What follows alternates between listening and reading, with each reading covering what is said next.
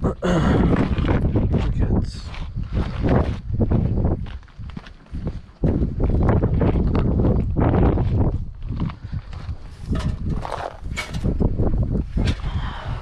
Ugh.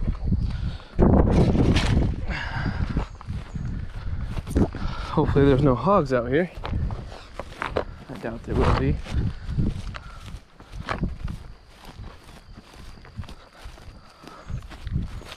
All right. We're gonna get out to this little pond here and see what we can't find. See if we can hook into something. As long as there's no hogs around, that's all I care about. Oh! Oh! All right, let's give it a shot. This is pretty murky water, so I'm glad I grabbed a pretty bright jig. I'm gonna be fishing down log structure, anything. Oh, I'm getting a nibble.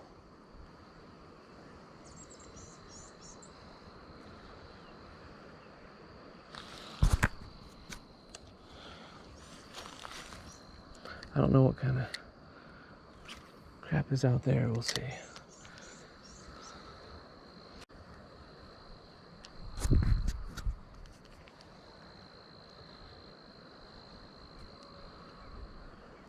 Oh, there we go, got something. Oh, lost it.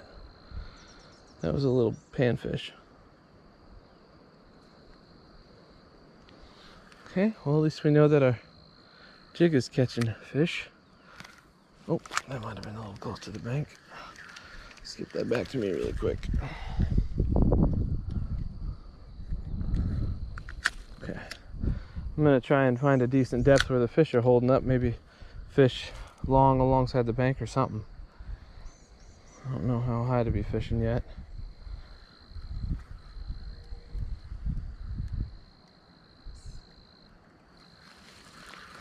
Okay, I was getting bit out there, maybe. The fish are probably bigger over on that other side of the pond. You know? Oh, yeah, there's a good sized fish. Whatever it is, I don't know what it is. Come on there. Oh, that's a little bluegill. Oh, maybe it's not. Yeah, that is a little bluegill. It's a nice bluegill. I'm gonna save that. That's a good eater right there. That's a good sized fish.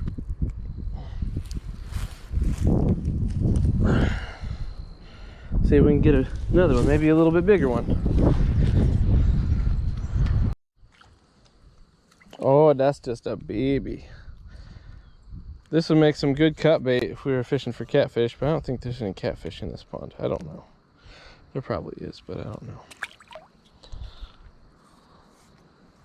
See if we can get another one right in that spot. We'll let that baby sink a little bit. A little closer to the bottom. In the springtime, a lot of these panfish and crappie are going to be making beds, and so bank fishing is really good for in the springtime. Oh, there we go. Oh, that's a squirrely one. My gosh, that ain't big enough to keep. Let's toss him back and get him next time.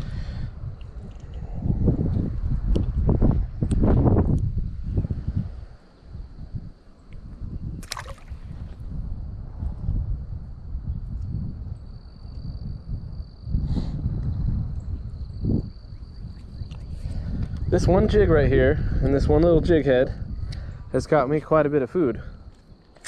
If I wanted to keep every fish that I caught too, I'm just keeping the big ones, but if I wanted to keep every fish that I caught, I mean, you know, we'd be eating good. So not a real bad way to go. Come on, oh, I think I got a little baby. Let's see what we got. Yeah, he's just a wee baby.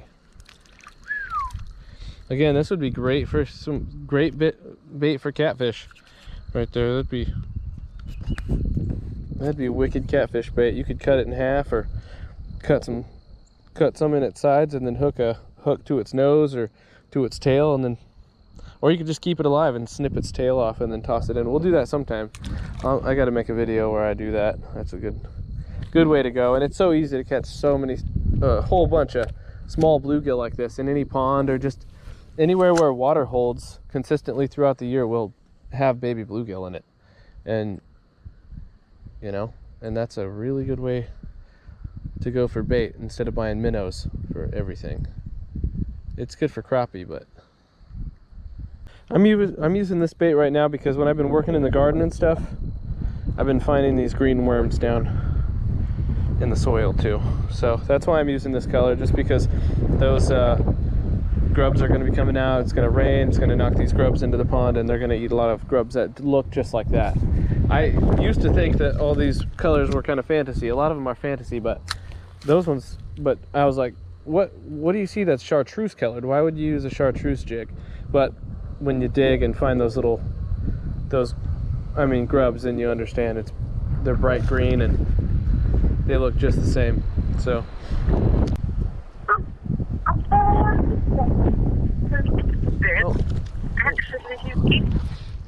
there's a good eating size fish. Another one.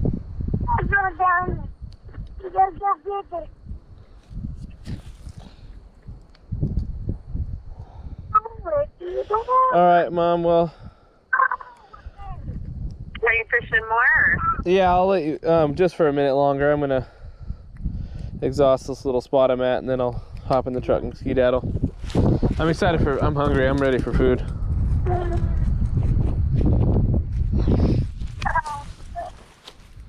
I love you. I love you too, hon. You're a cute seat. You're a cute seat. I'll come home when my GoPro battery dies. You're on YouTube video talking about Bonnie dying. What? Oh, there's another fish. All right. Oh, wow. What happened here? This is weird. Wow, that's the most interesting fish. I wish we could bring that home. Here's a fish with a black tail. That is the weirdest thing. Maybe that's diseased. I don't know. That's weird, though. I ain't never seen a fish like that before. Never seen a bluegill like that. Hopefully I didn't tear him up too bad. That's such a weird fish. Look at that. I'm glad I was recording when I... Oh! Go ahead, you weird looking baby. It's okay. I was a weird looking baby too. Is this a little baby? Yeah, that's a little baby again. Oh, that's a pretty fish though.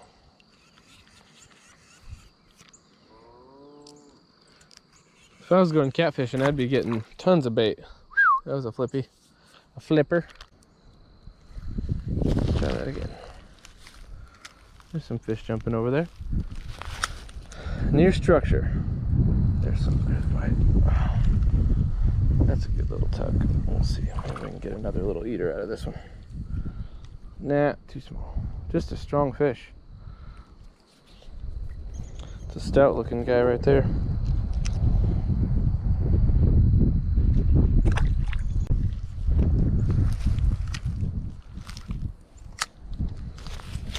Oh, there was a bite right away. Another little baby one.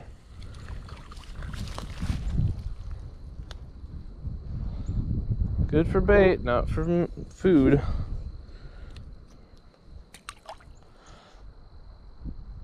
If I increase the hook size, I'd probably be weeding out a lot of the smaller fish, but you catch more with smaller jigs, I think. I definitely catch more fish, and it's kind of fun that way. Big fish will bite small jigs too, no problem.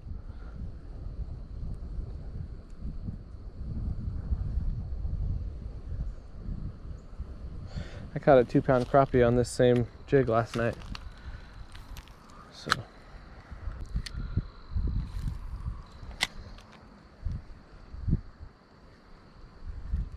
there's a bite, probably another small fish though. Let's see.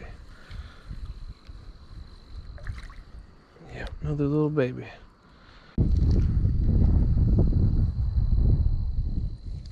There's a good size, I think. It's tugging okay, not really. Started out strong and finished weak. Yeah, that's just another stout little guy. Toss you back. Make sure that's pushed up on the jig head good. Whenever you catch a good fish, it'll always pull that thing back, pull that jig back. We'll make sure flaps are down for presentation. There we go. The tails on that squid have gotten a little more squirrely the more I've used it. I don't know if that helps. I'm kind of sure it probably helps a little bit because it's a little bit more, probably flaps around a little bit more than when it's real stiff and brand new. There's a good pull. Let's get that guy in here. He's swimming right toward me. I don't know if it's big or small. I can't tell. Well, another baby. Let's get back in there and see if there's these mommies around. There's a little pull. There's a little pull on my pole.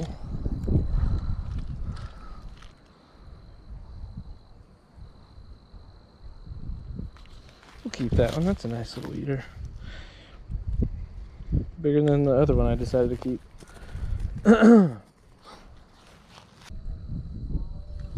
Oh, there's a good little tug. I think it's deceptive. I think it's a little baby. Yeah, that's a little baby. Son of a fish. Oh, there's a good pull.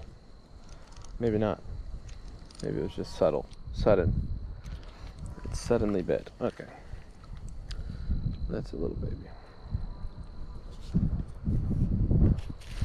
Oh, don't do it, fish. Fish is trying to go home. I want to send him home too, but I want to send him home to Jesus. I don't want to send him home to the pond. I wonder if there's any catfish or bass in here. I wonder. I just do.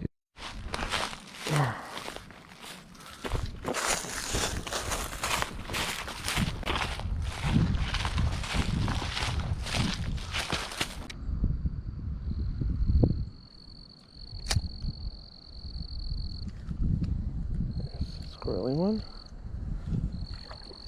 There's some real squirrely fish. Bunch of little bluegills. That's it. That's all right. At least we got to get out here and check and see. We got a couple of eaters. The kids will be happy. There's something got that. That's maybe a little better size. I don't know. No, that's nothing. Nothing special. Pretty fish though. Oh, it's got a little pull to him. Let's see if we can get him in. That's an eater. That's an eater for sure. That's a good sized fish. Yeah, that's a good eater. Now we got 5 eaters. Then we've got a whole bunch of babies. Let's try and get another eater like that. That's a good sized fish. That's a pulling good. Oh wow, that's a nice fish. What's that? Oh, that's a little catfish. I caught a little catfish out of here. That's a good little eater catfish too. Whatever, bro. I've crossed that spot 100 times. Let's see about that. There's a nice tug. Yeah, that's a good pull. Let's get him in. Yeah, that's a good fish. That's an eater. Let's get you right there in the bottom lip. If you can well, no, that ain't a good rule of thumb. There's another. There's 6 eaters. We got it. It's a little something that's tugging a little harder. Come on, bug. Oh, lost him. You're here until like 2 o'clock in the morning last night. And then we came back and they made There's another. If you watch your line, watching your line is just as good as watching, not better than getting used to watching the pole all the time. Feeling the line is nice as well. Getting used to this, you know, I'm using a really sensitive rod with light test, small jig, so this whole rig is really sensitive. I mean, even the slightest touch on something, you can feel it. Me getting a little tiny bit of algae on my jig, even the tiny bit, I can feel the drag from that. So it's extremely sensitive. So I like fishing sensitive like that. Even though you're using lighter tackle, you got to be careful. You know, play around with the fish a little bit more, but I'm not using an inconvenient lunker of a setup and I'm feeling the bites when they come, and I'm getting a good hook set ratio, and that's because of this tiny little jig here. Any fish could fit it in its mouth. If I get caught up on anything, I'm going home, no question about it. I ain't sticking around. I ain't tying another knot today.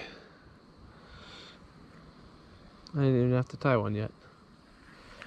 This guy was already ready to go, and I've caught about, I'd say 30 to 40 fish on one jig head, fishing the bottom.